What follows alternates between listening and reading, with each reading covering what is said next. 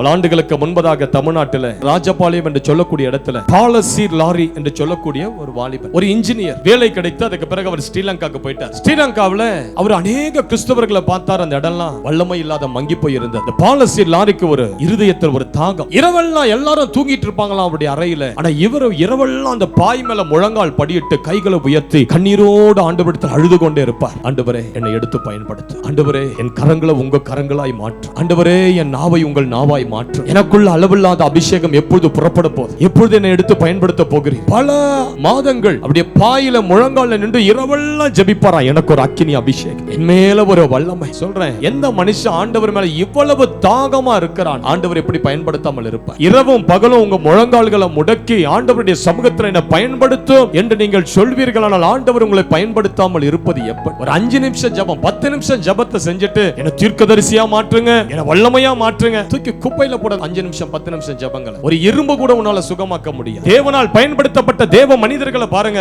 அழுது புலம்புனாங்க இரவும் பகலும், ஆண்டவருடைய சமூகத்துல கண்ணீர் விட்டாங்க. எந்த பைபிள் காலேஜ் படிச்சாங்க? பெரிய குடும்பத்திலிருந்து வந்தவங்களா? இல்ல, படிப்பறிவு இல்லாதவர்கள், ஞானம் இல்லாதவர்கள், பலன் இல்லாதவர்கள், ஏதோ ஒரு கிராமத்துல பிறந்தவர்கள். அப்படிப்பட்டவர்கள் அந்த தேவன் தமது கைகளில் எடுத்து தேசத்தை அசைத்தார். பாலசீர் லாரி மேல ஒரு வல்லமை இறங்கிய வேலையை ரிசைன் பண்ணார். தமிழ்நாட்டுக்கு வந்தார், ஒரு ஊழியத்தை ஆரம்பித்தார். என்ன நடந்தது? பாலசீர் லாரி ஒரு கூட்டத்துக்கு போறாருன்னா அந்த கூட்டத்துக்கு பஸ்ல ட்ரெயின்ல வருகிற ஜனங்கள் பஸ்லயே பேய்கள் ஆடுமா. ஐயோ, அந்த கூட்டத்துக்கு நான் வரமாட்டேன், அந்த மனுஷன் மேல தேவ மகிமை இருக்குது, அந்த மனுஷனுக்குள்ள தேவ அக்கினி இருக்குது, பேய்கள் அலறுமா. எங்க அப்பா சிறு வயதா இருக்கும் போது எங்க அப்பாவுக்கு ஒரு பிசாசின் போராட்டம், ஒரு செத்த ஆவி எங்க அப்பாவை பிடித்துக் கொண்டிருந்தது. அப்ப எங்க அப்பா சொன்னாரு, பாலசீர் லாரி என்கிறவர் சென்னையில ஒரு கூட்டம் நடந்தது. கூட்டத்துல எங்க அம்மா என்ன கூட்டிட்டு போறாங்க அந்த கூட்டத்துக்கு. அவர் தான் பாலசீர் லாரின்னு எனக்கு தெரியாது. ஆனா ஏராளமான ஜனங்கள், ஆயிரமான ஜனங்கள் பாலசீர் லாரி மெசேஜ் கொடுத்துட்டு ஜெபிக்க ஆரம்பிச்சாராம். பாருங்க, நூற்றுக்கணக்கான பேய்கள் கூச்சலிட்டு வெளியே வருது. எல்லாம் அங்க பக்கத்துல இருக்கிற ஒரு பெரிய ஒரு கால்வாய், ஒரு பெரிய கூவாறு ஒன்று ஓடுதான். இந்த